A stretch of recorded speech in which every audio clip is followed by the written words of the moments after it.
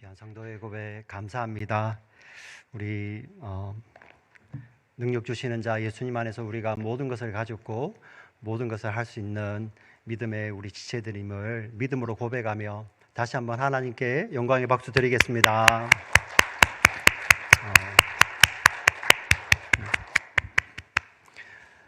요즘 찬양팀이 우리 일부 예배에 또 찬양을 인도합니다. 9시 반에 일부 예배가 드려집니다. 일부 예배 드리기 1시간 전부터 예배당에 다 모이셔서 찬양팀, 방송반, 예배부 함께 예배를 위해 기도합니다. 성도님들 드려질 예배를 위해서 하나님만 영광 받으시도록 또 부족한 목회자를 위해서 우리 찬양팀이 기도하는데 참 감사합니다. 이러한 귀한 섬김을 통하여 우리 하나님 먼저 기뻐하시고 또 이러한 찬양과 함께 하답하여 드리는 우리 공동체의 예배를 우리 하나님께서 받으실 줄 믿습니다. 아멘, 아멘. 우리 서로를 한번 축복하겠습니다. 주께서 우리를 믿음의 자녀들로 부르셨습니다. 서로를 한번 축복할까요? 주께서 우리를 믿음의 자녀로 부르셨습니다. 주께서 우리를 믿음의 자녀로 부르셨습니다. 아멘, 아멘. 우리 그리스도인들만이 유일하게 이 땅에 오신 하나님의 아들 예수 그리스도를 다른 어떤 것보다도 비교할 수는 없는 주라고 부릅니다. 네, 우리 그리스도인들만이 유일하게 그 나사렛 예수 그리스도, 그 초라한 모습으로 이 땅에 오셨고 초라한 모습으로 벌거벗기지셔서 모든 수치와 조롱 다 당하시고 십자가에 달리신 그 나사렛 예수, 그분을 우리의 메시아 주라고 부릅니다. 믿으십니까? 네. 이런 믿음의 고백이 있는 게 얼마나 감사한지 모르겠습니다. 오늘도 이 예수 그리스도를 만나길 원합니다. 우리 함께 마가복음 안으로 들어가서 우리 예수님을 만나기를 원합니다. 갈릴리 해변에서 다니시다가 예수님께서는 제자들을 부르셨습니다. 그리고 그 제자들과 함께 이제 사역의 거처를 옮기십니다. 갈릴리 가버나움이라는 곳으로 옮겨가십니다. 예수님께서 초창기 사역을 갈릴리를 중심으로 사역을 하시는데요. 그때 예수님의 사역의 거의 근거지처럼 이었던 곳이 바로 갈릴리 가버나움입니다. 우리가 잘 아는 베드로의 집도 있는 곳이죠. 이 가버나움은 위로의 집이라는 뜻을 가진 곳입니다. 그 가버나움에서 이제 사역을 시작하시는데 안식일이 되었습니다. 안식일에 예수님께서 회당에 들어가셔서 가르치십니다. 이 회당이라는 거 지금도 우리 뉴욕이나 이런 또 유대인들 많이 사는 곳에 가보면 유대인 회당이 있죠. 이 회당의 유래는 우리 BC 586년에 우리 남유다가 완전히 멸망하게 됩니다. 우리 바벨론이라는 그 당시 제국이 세 차례에 걸쳐 BC 605년 그리고 BC 597년 이렇게 그리고 BC 586년 세 차례 침공을 하는데요. 맨 마지막 침공 때는 완전히 유다를 멸망시켜 버립니다. 그리고 그곳에 있는 유다인들을 바벨론으로 끌고 가 포로로 잡아가죠. 그리고 유다인들이 정말 생명보다 귀하게 여겼던 예루살렘 성전을 다 파괴해 버립니다. 기둥마저도 다 뽑아서 파괴해 버리고요. 성전을 불질러 버리게 되죠. 자, 유다인들이 바벨론으로 끌려갔습니다. 그들의 생각에 너무나도 엄청난 일이 벌어진 것이죠. 그들 세계관에서 전부라고 여겨졌던 하나님의 성전이 무너졌고요. 하나님의 백성에게 주셨던 그 약속의 땅에서 그들은 그 약속의 땅을 잃어버리고 이 멀리 먼 곳에 노예로 종으로 끌려와 있는 것입니다. 도대체 왜 이런 일이 하나님의 백성들에게 일어났을까? 그들이 고민하기 시작했습니다. 그리고 그들은 답을 찾았습니다. 우리가 우리에게 성전이 있어서 괜찮다 했지만 우리는 하나님의 선민이다, 택하심을 받은 백성이라고 우리가 말은 했지만 실제로 하나님을 사랑하지 않았다는 것을 그들이 깨닫게 됩니다. 그것을 어떻게 알 수 있냐면은 그들이 하나님 말씀을 지키지 않았던 것입니다. 말씀을 지키기 때문에 하나님의 백성들이 되는 것이 아니라 하나님의 사랑받은 자로서 하나님의 사랑받는 자녀로 산다는 것이 바로 하나님의 말씀을 지키는 것인데, 그들은 겉으로는 하나님의 사람들이라고 이야기를 하였지만 하나님의 말씀을 전혀 지키지 않았던 자신들의 삶을 돌아보게 됩니다. 그리고 그때부터 그들은 포로로 끌려가서야 하나님께 다시 마음을 돌이키게 되죠. 멀리 몸은 약속의 땅에서 수천 마일까지 안 되게 수천 리입니다. 수천 리 떨어진 곳에 몸은 가 있지만 마음은 하나님을 찾기 시작합니다. 자, 그때부터 그들이 세웠던 곳이 회당입니다. 회당. 이 회당은 주 기능이 안식일에 모여서 하나님을 예배하는 것입니다. 사실 약속의 땅에 머물러 있을 때 그들에게 중심은 성전이었습니다. 성전 제사 중심의 삶을 살았지만 그들이 형식은 남아있는 형식적인 제사를 드렸지 마음은 떠나 있었거든요. 그러나 그들이 이제 저 멀리 바벨론까지 끌려와서 있지만 그들의 마음이 하나님을 향하기 시작하고 그들이 하나님의 말씀을 붙들고 예배하기 시작합니다. 그리하여 그 회당에서 평소에는 하나님의 말씀을 가르치는 일이 있고요, 안식일에는 그들이 하나님께 기도하고 예배하는 것입니다. 그 회당이 지금까지도 이어지고 있는 것이죠. 예수님께서 이 안식일에 회당에 들어가십니다. 그 당시 회당에는 늘 회당장이 있어요. 그 회당장이 보통 안식일을 인도하겠지만 그 회당에 랍비가 방문을 하게 되면은 그 회당의 전통, 유대인의 전통입니다. 그 랍비에게 말씀을 부탁합니다. 그러면 랍비는 앞에서 하나님의 말씀을 읽고요, 그 말씀이 어떤 뜻인지를 회중들에게 전하는 것입니다. 그게 바로 그 당시 회당의 안식일의 모습이었죠.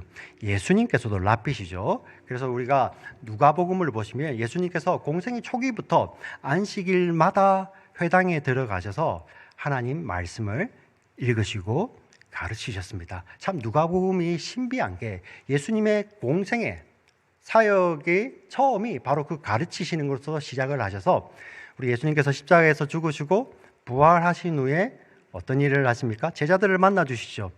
특별히 엠마오로 가는 두 제자를 만나 주시며 예수님께서 그들과 동행하시고 그들의 눈을 열어 주시잖아요. 그리고 하신 일이 그들의 눈을 여시고 모든 성경이 이른바 자신, 예수님 자신에 대한 이야기들을 해주시며 그들의 눈을 열어 주십니다. 예수님의 사역이셨죠. 오늘 본문에도 그 일이 드러납니다. 예수님께서 이렇게 가르치시는데 오늘 본문에 보니 사람들이 굉장히 놀라는 것입니다. 아니, 이 가르침은 도대체 무엇인가? 이 가르침은 우리가 평소에 들어왔던 가르침과는 질적으로, 본질적으로 다른 가르침이 선포되는 것입니다. 우리 22절 말씀을 다 같이 한번 읽어보겠습니다. 시작. 그들이 가버나움에 들어가니라. 예수께서 곧 안식일에 회당에 들어가 가르치심에 무사람이 그의 교훈에 놀라니 이는 그가 가르치시는 것이 권위 있는 자와 같고 서기관들과 같지 아니함일러라. 사람들이 놀라는데 그 이유가 예수님의 가르침이 권위가 있다는 것입니다. 권위 있는 자. 여기 권위라고 표현된 단어, 우리 영어로는 authority라고 번역이 됐을 것입니다. 참 좋은 번역입니다. 우리 authority라는 것이 어디에서 나왔습니까? 우리 저자, author하고 어근이 같죠? 어떤 원저자 맞습니다. 우리 헬라어 원뜻도 엑수시아라는 것은 수시아가 본질이에요. 본질 내에서부터 나오는다는 의미입니다. 어떤 사람이 노력해서 이룬 것이 아니라 그 사람의 본질에서부터 나오는 것을 바로 권위라고 합니다. 근데 예수님의 가르침에 이 권위가 있었다는 것입니다.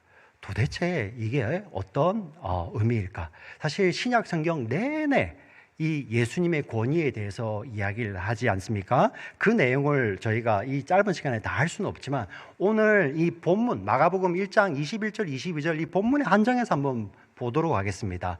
안식일에 가르치셨는데 사람들이 놀라우면서 이것은 우리가 평소에 들어왔던 서기관들의 가르침과 너무 다르다는 것입니다.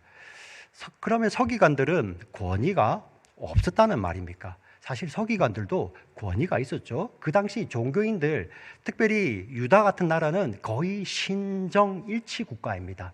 예, 거의 신정일치 국가죠. 물론 이 당시에 로마의 지배를 받고 있었지만 여전히 유다인들은 하나님을 믿고 있었죠. 그죠? 네. 그렇기 때문에 그 하나님의 말씀, 약속된 말씀, 토라를 맡은 자들에게는 권위가 있었어요. 네. 특별히 바리새인들은 아주 엄격한 생활과 그들이 아주 하나님 말씀에 대해서 겉으로 드러나는 엄청난 경외함이 있었어요. 서기관들은 어떤 사람들이냐면은 구약 성경을 이렇게 필사하는 사람들이에요. 우리는 뭐 이렇게 요즘 이렇게 뭐 필사하면은 금방 쳐내잖아요. 그죠? 아니면 뭐 스캔으로 스캔해도 되고 복사해도 되지만은 그 당시는 그렇지 않았어요. 예. 하나님 말씀 사본을 또 다른 사본으로 카피할 때 그냥 쓰는 게 아닙니다. 네. 베껴 쓰다가 하나님이라는 이름이 나오게 되면은 멈춥니다. 그리고 목욕을 해요. 옷을 다 갈아입습니다. 그리고 다시 쓰는 거예요. 시편 어떤 편에 가보면 하나님 이름이 수십 번이 등장을 합니다.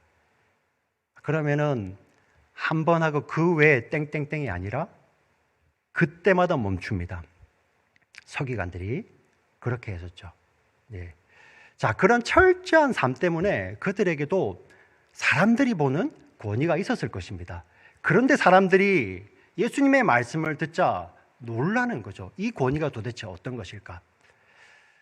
사실 지금 안식일에 가르치고 있죠. 우리 안식일이라는 계명이 제일 먼저 기록된 곳이 어딘지 아십니까? 안식일이라는 계명이 제일 먼저 기록된 곳이 성경 퀴즈 데이를 한번 할까요? 네. 우리 맞추시면 우리 집사장님께서 선물을 드리는 것으로.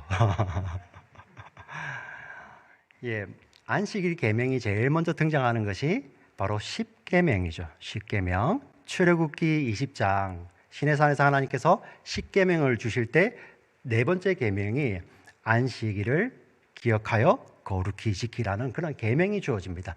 자, 그러면 그 안식일 그 계명, 그 안식의 개념이 제일 먼저 등장하는 곳이 어디일까요? 바로 창세기 1장, 2장이죠. 하나님께서 6일간 창조하시죠. 6일째 사람을 지으시고 심히 좋아하시고 그 다음 7일째 뭐 하십니까? 안식하시죠. 안식. 그러면 6일째 지어진 사람, 아담, 흙으로 지어졌죠. 아담이 제일 먼저 하는 것은 무엇입니까? 안식부터 하죠. 안식. 신기하지 않습니까? 내가 흙으로 지어지다 보니까 이렇게 뻐근하네. 이게 안마도 좀 받아야 되고 스트레치도 해야 되고. 그러니까 안식이 그런 개념이 아니더라는 거죠. 예. 릴렉스하고 쉰다는 개념도 물론 가지고 있겠지만 진짜 안식, 그 사바트라는 개념은 그 당시 개념으로는 하나님께서 이 창조 사역을 마치시고 하나님의 영광의 보좌에 앉으신다는 거예요. 온 우주를 통치하시는 하나님. 그 안식의 개념은 지어진 이 피조물들의 근원이 어디서 난다는 것이죠? 하나님께로 난다는 거예요. 사람이 안식한다는 개념이 그것입니다. 바로 나의 생명, 나의 힘, 나의 근원이 누구로부터? 하나님으로부터. 그래서 우리가 하나님을 무엇이라고 부르죠? 아버지라고 부릅니다. 아버지. 하나님이 남자다라는 의미가 아니라 하나님께로부터 우리의 모든 근원이 온다는 거죠. 그것을 고백하는 것이 바로 안식입니다. 안식. 예. 그 안식하며 하나님의 위로와 하나님의 사랑과 하나님의 은혜를 마음껏 누리는 존재가 바로 우리 사람입니다. 근데 이 안식이 깨어져 버렸죠. 언제 깨어졌습니까? 사람의 범죄로 말미암아 깨어집니다. 근데 하나님께서 안식을 다시 회복시키시는 것이 바로 십계명 사건이죠. 안식일을 기억하여 거룩히 지키라. 예. 왜? 그 날에 하나님께서 복 주셨다고 이야기하지 않습니까? 그런데 우리가 이 십계명을 외울 때 출애굽기 20장에 있습니다. 하나님께서 이 말씀을, 이 계명을 주시면서 그 앞에 붙어 있는 말씀이 진짜 중요해요. 우리는 10가지 계명도 중요하지만 그 계명이 존재하는 이유가 뭐냐면 하나님께서 이렇게 말씀하십니다. 출애굽기 20장은 이렇게 시작하죠. 하나님이 이 모든 말씀으로 일러 가라사대. 예, 지금 계명을 이야기하시기 전에 이렇게 말씀하십니다. 나는 너를 애굽 땅 종되었던 집에서 인도하여 낸 너의 하나님 여호와니라. 하나님이 자신을 선포하시죠. 나는 너를 구원한 구원자야. 하나님이 자기 백성과 먼저 관계를 맺으십니다. 그들이 어떻게 하나님의 백성이 되었습니까? 그들이 노력했어요? 아니죠. 예. 스스로 이집트에서 나올 힘조차도 없는, 바로 밑에서 숨도 못 쉬는, 심지어 어떤 일이 벌어졌습니까? 자기가 아이를 낳았는데 그 사랑하는 아이가 나일강에 집어 던져지는데도 거기서도 반항조차 하지 못하던 자들이 바로 이스라엘, 하나님의 백성들이었죠. 그런데 그곳에서 건져내신 분이 바로 하나님이시죠. 구원의 근거가 어디에 있습니까? 여호와 하나님. 여호와 하나님. 계명을 주시는 근거가 어디에 있습니까? 하나님의 은혜라는 거예요. 하나님께서 먼저 그 백성들과 관계를 맺으시고 내가 너의 야훼가 되시고 너의 아버지가 되신다고 먼저 선언을 하십니다. 그리고 계명을 주시죠. 이 계명을 이제 앞으로 지켜야지 네가 내 백성이 된다라는 의미보다도 너는 하나님의 백성이기 때문에 이 백성이, 이들에게서는 이 계명이 열매로 나타나는 것이죠. 그래서 안식일을 지킨다는 개념도 바로 그겁니다. 하나님이 주신 그 구원의 은혜를 감사하는 것이죠. 우리 10계명이 우리 출애굽기도 있지만 신명기에도 그대로 한 번 더 등장합니다. 그런데 신명기에 가면 그 앞부분이, 우리 출애굽기에서는 구원자 하나님을 이야기하지만 우리 신명기에 가면 그 앞에 창조주 하나님을 먼저 이야기하세요. 그 창조와 구원이 같은 의미라는 것이죠. 네. 하나님의 창조사여, 하나님의 구원사에게 무엇이죠? 다 그 자녀들과 아버지로서 관계하시는 거예요. 아버지의 생명을 주시는 것입니다. 자, 그 생명을 누리는 것으로, 누리는 어떻게 보면 수단으로 안식일이 주어졌습니다. 그런데 사람들이 타락을 했어요. 예. 사람들이 이제 그 안식일을 통하여서 하나님 대신에 내가 뭔가를 쟁취하려고 하는 거예요. 예. 그러면서 변질되기 시작합니다. 예. 처음에 우리 회당도 얼마나 좋은 것입니까? 그들이 포로로 끌려가서 와, 우리가 잘못했구나. 우리가 이 하나님의 말씀을 무시하고 살았구나. 다시 우리가 하나님의 말씀을 붙들고 살아야 돼. 그래야 우리가 살아나는 거야 하고 하나님의 말씀을 배우기 시작하는 그들이 또 타락하는 거예요. 예. 그 하나님 말씀이 율법이 되어서요, 다른 사람들을 비교하고 억압하기 시작하는 것입니다. 종교가 되는 것이죠. 종교가 무엇입니까? 네, 그 종교를 통해서 종교인이 나오죠. 네, 그들이 하나님 대신에 자기가 권위를 가지려고 하는 거예요. 권위를 가지는 거 특별히 어려운 일이 아닙니다. 특별히 종교단체 같은 곳에서는, 그죠? 지키지 못할 것을 막 부과해서 그것을 못 지킬 때 막 정죄하고 비난하면은 그 사람들은 두려워서라도 지키게 되죠. 사실 율법이 그런 개념이거든요. 예. 하나님이 주신 율법은 우리에게 생명을 누리라고 주신 것인데 인간이 그렇게 안 해요. 예. 우리 생각보다 우리가 더 타락했다니까요. 예. 그 바리새인들, 그 서기관들이 그걸 가지고 만들어내죠. 안식일을 이렇게 지켜야 돼 하고 안식일을 지키는 세부 규칙들, 우리 성경에 보면 장로의 유전들이라고 나오죠. 39가지가 있습니다. 근데 그 39가지로 사실 끝나는 것이 아니라 또 막 갈라지죠. 근데 그 39가지 가운데 이런 것도 있습니다. 안식일에 흙바닥에 침을 뱉으면 안 됩니다. 흙바닥에. 왜 그럴까요? 뭐 입안에 뭐가 들어왔어요.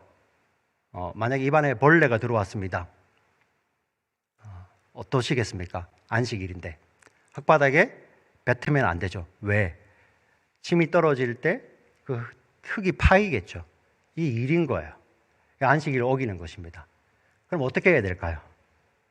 참았다가 모았다가 바위에 가서 왜? 바위는 패이지 않잖아요. 거기다가 이렇게 뱉어야 되는데 또 뱉는 것 자체가 일이잖아요. 그래서 어떻게 해야 되냐면은 바위에 가서 그냥 흘려보내야 됩니다. 네, 상상하지 마십시오.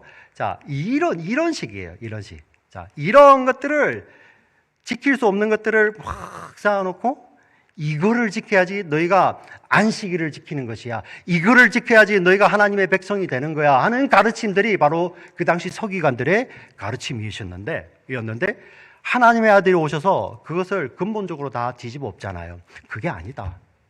수고하고 무거운 짐진 자들아 다 내게로 오라. 내가 너를 쉬게 하리라. 나는 안식일의 주인이니라. author, 권위를 가지신 분이죠. 어떤 분이십니까? 예수님이 안식 그 자체세요. 우리가 정말 쉬기를 원하십니까? 여기에 목마른 분 계십니까? 영적으로 목마르고 공허하고 공고한 분들 계십니까? 예수님 안에 들어가는 거예요. 예수님 안에. 그 하늘의 안식, 하늘 생명 주시기 위해서 하늘 보좌 버리시고 이 땅에 오셔서 우리들에게 안식을 주시기 위해서 자신은 고난의 길을 택하신 그 예수님 안에 들어가는 것. 우리 그것을 뭐라고 표현합니까? 믿음이라고 표현을 하죠.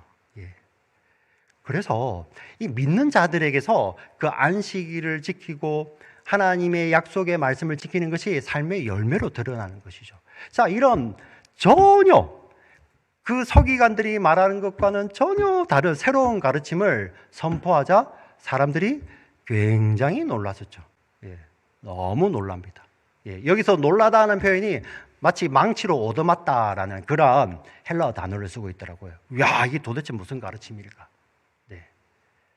자, 그런데 그 놀람이 여기서 끝나지 않습니다. 오늘 본문에 보니까 또 다른 놀람이 있어요. 안식일에 그 예수님의 가르침 가운데 누군가가 반응을 합니다. 한번 볼까요? 23절, 24절 같이 읽겠습니다. 시작. 마침 그들의 회당에 더러운 귀신 들린 사람이 있어 소리질러 이르되 나사렛 예수여 우리가 당신과 무슨 상관이 있나이까? 우리를 멸하러 왔나이까? 나는 당신이 누구인 줄 아노니 하나님의 거룩한 자니이다. 예수님의 이 권위 있는 하나님의 아들이 오셔서 이 말씀을 선포하자 이 안에서 누가 반응을 하죠? 귀신 들린 자라고 표현을 하죠. 그리고 헬라어 원어적 의미는 더러운 영에 사로잡힌 자라는 표현이에요. 더러운 영에. 자, 우리 그리스도인들은 귀신을 믿는 자들이 아닙니다. 잘 이해하셔야 됩니다. 우리는 귀신을 믿는 자들은 아닌데 귀신의 존재는 믿는 자들이죠. 왜냐하면 성경에도 그대로 나와 있고요. 또 귀신은 여전히 지금 활동을 하고 있습니다. 자, 성경에 보면은 귀신들이 있고 그 다음 마귀가 있죠. 이 마귀는 귀신들의 우두머리예요. 그래서 마귀라고 표현합니다. 마귀, 두목 같은 귀신. 그리고 그 마귀를 헬라어 또 히브리어 음력으로는 사탄이라고 부르죠. 그죠? 이 사탄 마귀의 부하들이 귀신들이라는 표현입니다. 이 귀신들이 활동을 하죠. 이 예수님께서 가르치시니까 이 귀신이 막 반응하는 거예요. 나사렛 예수여, 왜 지금 오셔서 지금 우리를 왜 괴롭히러 오셨습니까? 나는 안 오니, 우리는 안 오니, 나는 안 오니 당신이 하나님의 거룩한 자입니다. 우리 참 이 마가복음을 읽으면서 정말 신기하다. 정말 신기하다. 여기 보면 귀신 들린 자가 나라고 했다가 우리라고 했다가 막 섞여 있죠. 도대체 이게 뭘까? 이게 제 경험입니다. 사실 한국교회 70년대, 80년대, 90년대 초중반까지 참 한국교회 하나님께서 뜨거운 은혜를 부어주시는데 그와 함께 어떤 영적인 일들이 많이 일어났었죠. 귀신 들린 사람들도 많았고요. 귀신이 나아가고 막 이러한 일들이 많았습니다. 물론 저는 70년대와 80년대 초반에는 제가 조금 어려서 그런 기억이 잘 없지만은 80년대 중반 이후로는 제가 기억이 있습니다.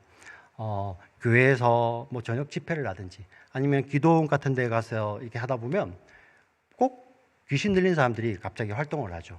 그 보면은 아주 가냘픈 아주 여인인데 귀신 들려서 오늘 여기 표현하고 나 우리 막 왔다 갔다 하잖아요. 예. 여자 혼자 이야기를 하다가 갑자기 그 안에서 이해할 수 없는 남자들 목소리가 막 들려요. 예. 귀신이 들어간 거죠. 네. 교회 집회에서도 그런 일들이 벌어졌습니다. 자, 그러면 어떤 한 명인데요. 남자들이 가서 그를 달래보고 말로 설득해봐도 통하지 않습니다. 힘으로도 안 됩니다. 자, 그러면은 우리 어른들 기억하실 것입니다. 예. 그냥 그때 찬송을 시작하더라고요. 우리 믿음의 우리 어른들이 이러한 찬양이 있었어요. 네. 참 지금도 많이 그리운 찬양인데 우리 이거 좀 많이 불렀으면 좋겠는데 예수님 찬양 예수님 찬양 예수님 찬양합시다. 예수님 찬양 예수님 찬양 예수님 찬양합시다. 이 찬양을 막 불러요. 근데 지금 이렇게 안 부르고요. 이렇게 부르죠. 근데 진짜 신기한 게 잠잠해요. 예.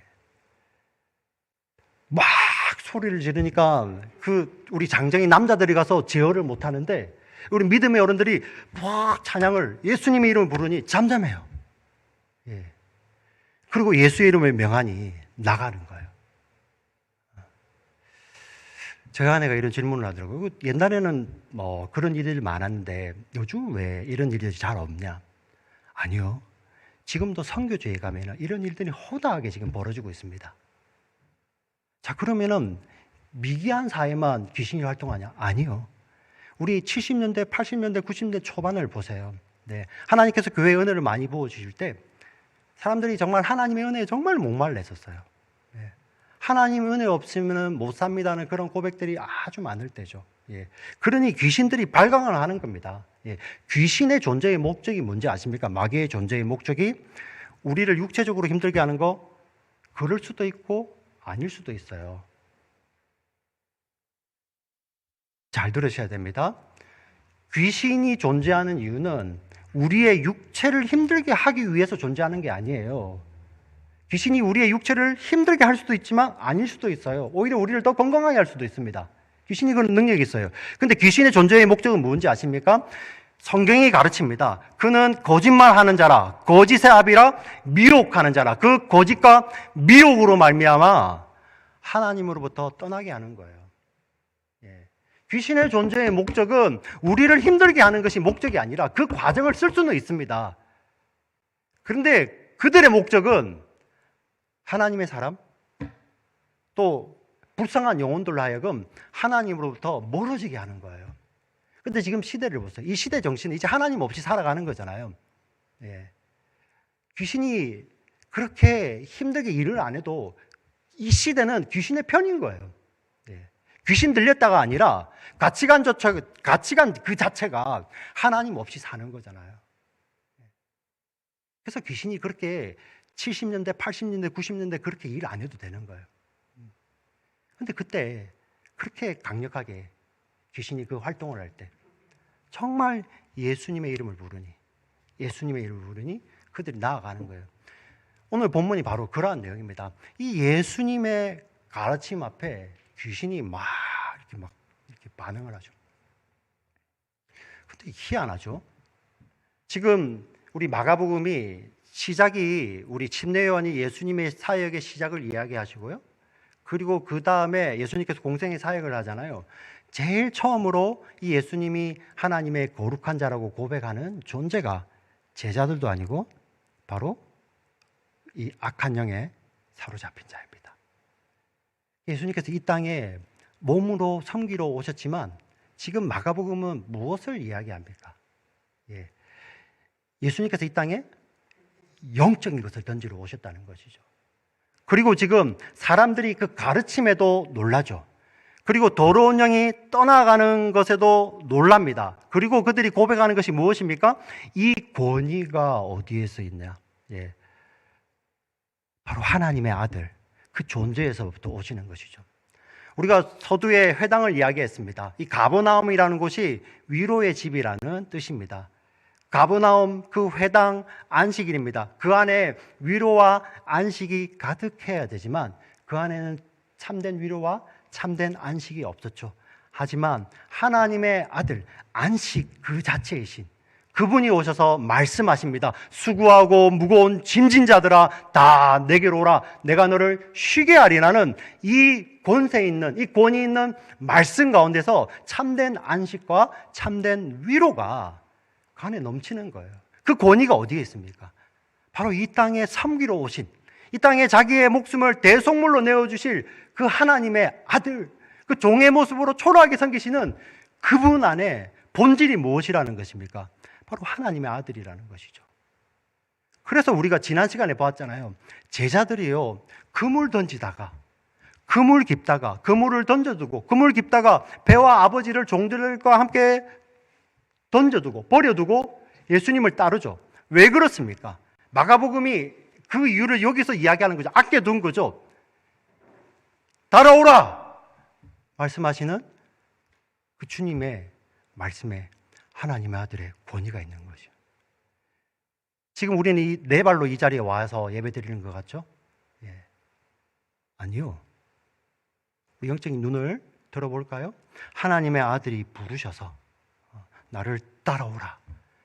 우리의 영혼 가운데 유효적으로 부르셔서 그분의 부르심 때문에 지금 이 자리에 나와서 예배 드리는 줄 믿습니다. 네. 우리의 예배의 근거가 바로 거기에 있다는 것입니다. 네. 오늘 본문도 마찬가지죠. 네. 정말 그 어둠의 세력에 사로잡혀 있던, 자기가 어둠의 세력에 잡혔는지도 몰라요. 사실 우리 옛날에 그랬어요. 죄와 사망의 권세 아래에 있던 자들이죠. 어두운 가운데 있으면서도 알지도 못하는 자들, 그 자들을 건져내기 위해서 하나님의 아들이 이 땅에 오셨어요. 예. 더러운 영아, 내 사랑하는 자녀들에게서 나가라! 이 말씀하시는 이 예수님의 말씀 때문에 우리가 노임을 받는 거예요. 그리고 우리의 삶이 변하는 것입니다. 그냥 그 권위 앞에 그냥 놀라는 것이 아니라, 마귀적으로 놀라는 것이 아니라, 우리는 이제 사랑 안에서 예수님을 알기 때문에 그분 앞에 엎드리는 거죠. 사실 좀 여러분 이런 질문 안 드십니까? 마귀가, 이 더러운 영이 그거 하나님의 아들인가 알아? 이건 믿음 아닌가요? 마귀도 믿음이 있네요. 그 하나님의 아들인 거 알고 있네요. 그런데 이 믿음에 대해서 성경이 경고를 합니다. 우리 신약 성경 중에서 가장 먼저 쓰였다고 우리 학자들이 이야기하는 것이 바로 야고보서입니다. 예수님의 동생 야고보가 쓴 편지죠. 야고보서 2장 19절 20절에 이렇게 나와 있습니다. 같이 읽겠습니다. 시작. 내가 하나님은 한 분이신 줄을 믿느냐? 잘하는도다. 귀신들도 믿고 떠드느니라. 아, 허탄한 사람아, 행함이 없는 믿음이 헛것인 줄을 알고자 하느냐. 귀신의 믿음이에요. 귀신이 뭐라고 이야기합니까? 하나님의 아들인 줄 알면서 귀신이 뭐라고 이야기하죠? 당신과 나가 무슨 상관이 있습니까? 아무 관계가 없다는 거예요. 예. 아무 관계가 없는 것입니다. 그냥 나에게 심판을 주시는 거예요. 근데 하나님의 자녀들은 어떤 자녀죠? 그 심판을 예수님이 침례받으실 때부터, 아니요, 이 천지가 창조되기 창세전에 예수님께서 그리스도 안에서 우리를 예정하심으로 말미암아 예수님께서 그 심판을 대신 받은 자들이죠. 네. 그래서 우리는 어떤 자입니까? 예수님과 관계가 회복된 자입니다. 예수님을 믿음으로 말미암아 하나님의 자녀가 된 자들이죠. 그래서 행함이 없다는 거, 그냥 이렇게 눈에 보이는 그 일이 없다, 그런 의미가 아니라, 여기서 행함이 없다는 것은 정말 심오한 거죠. 우리가 예수님의 제자가 됐고 하나님의 자녀가 됐다는 그런 열매가 무엇일까요? 네. 우리가 정말 하나님을 사랑한다는 거, 하나님 사랑해요 하고 그 일이고 아무 일도 없다, 이럴 수 있습니까? 하나님의 사랑은 독생자의 생명을 지불하는 것인데요. 근데 그에 대해서 이야기하잖아요. 아하, 허탄한 사람아, 행함이 없는 믿음이 헛것인 줄을 알고자 하느냐. 그런 믿음은 마귀도 가지고 있는 믿음이라는 거죠. 그럼 우리가 하나님의 아들로서 우리 속에서 나타나는 믿음은 어떤 믿음입니까? 바로 이 땅에 오신 우리가 주라고 부르시는 그분의 뜻을 알기를 원하는 자들입니다. 그리고 그 뜻을 알기를 원하죠? 그 뜻대로 살기를 소원하는 자들이에요. 믿으십니까? 그 뜻을 알기를 원하고 그 뜻대로 살기를 소원하는 자들입니다. 그리하여 이런 찬양이 있어요. 내 평생에 힘쓸 그 큰 의무는 주 예수의 덕을 늘 기리다가 숨질 때에라도 내 할 말씀이 이전보다 더욱 사랑합니다.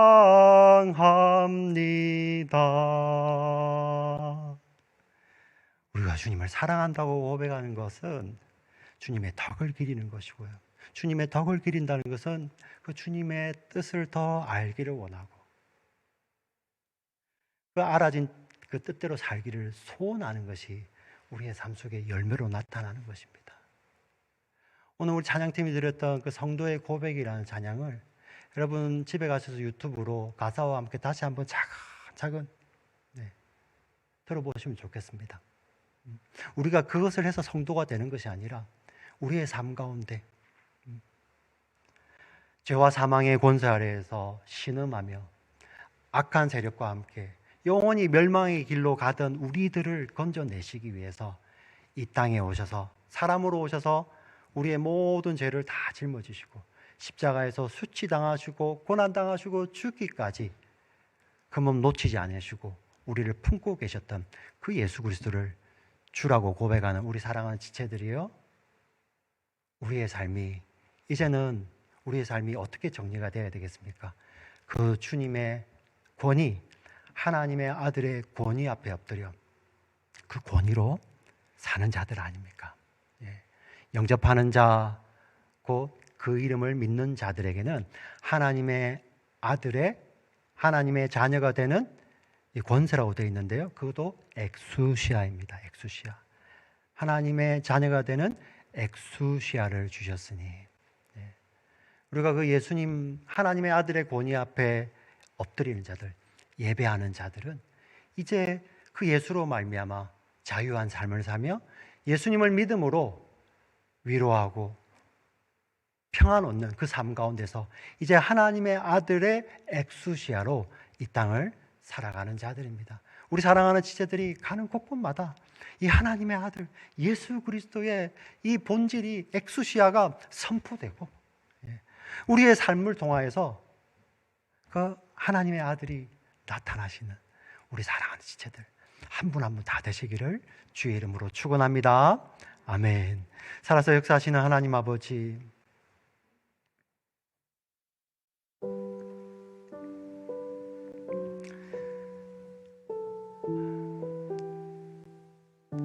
남 이야기가 아니라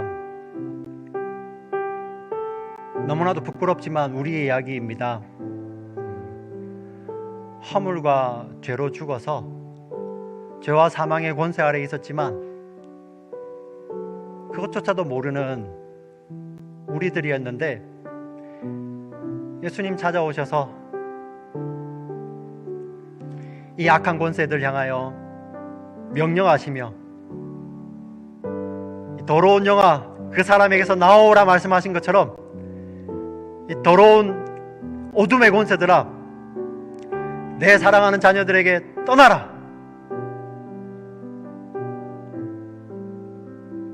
이렇게 말씀하신 주님,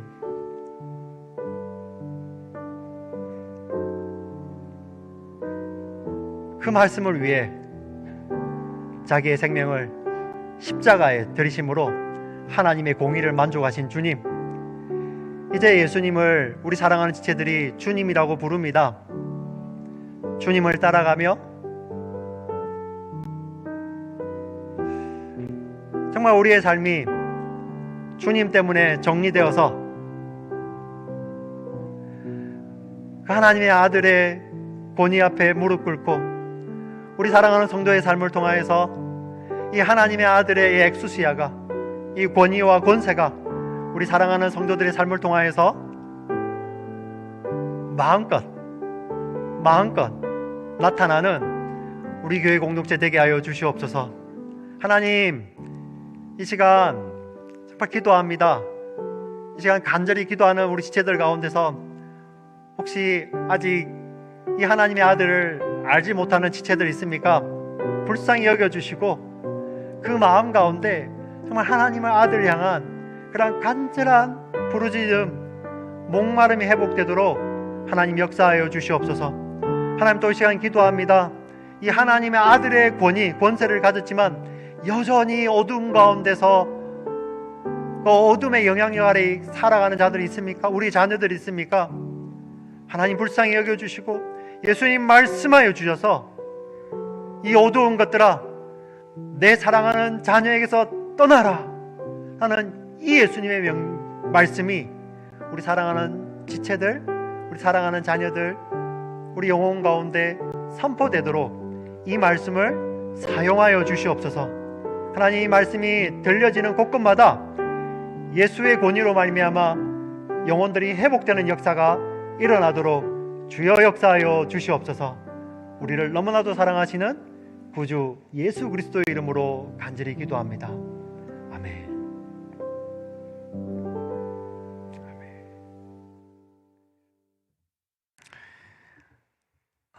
우리 찬양, 지존하신 주님 이름 앞에 우리 찬양 드리면서